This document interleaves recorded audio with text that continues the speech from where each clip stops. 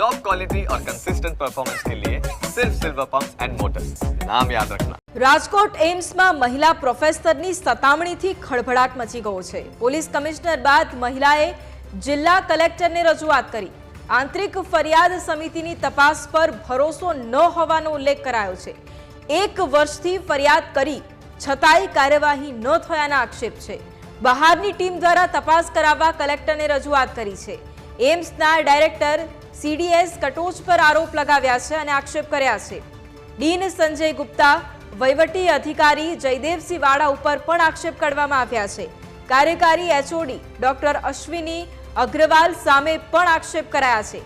मानसिक त्रास, महिला पुरुष वच्चे भेदभाव सहित गंभीर आक्षेपो करवामां आव्या छे।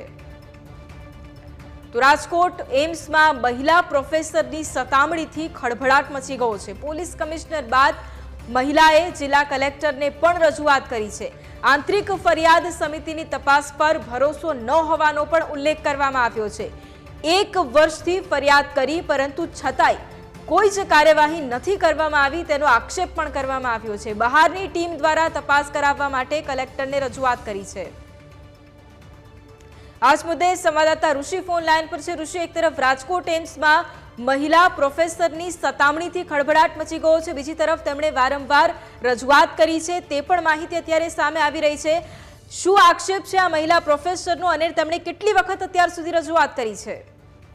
મહિલા પ્રોફેસરનો આક્ષેપ છે કે જે એમ્સમાં ફરજ બજાવતા 4 અધિકારી તેમને માનસિક રીતે ત્રાસ આપે છે તેમજ મહિલા અને પુરુષ વચ્ચેનો ભેદભાવ તેઓ ઉભા કરી રહ્યા છે। ખાસ કામગીરીને લઈને તેમને સવાલો ઉભા કર્યા હતા ત્યારે જિલ્લા કલેક્ટરને તેમને લેખિતમાં બીજી વખત રજૂઆત કરી છે।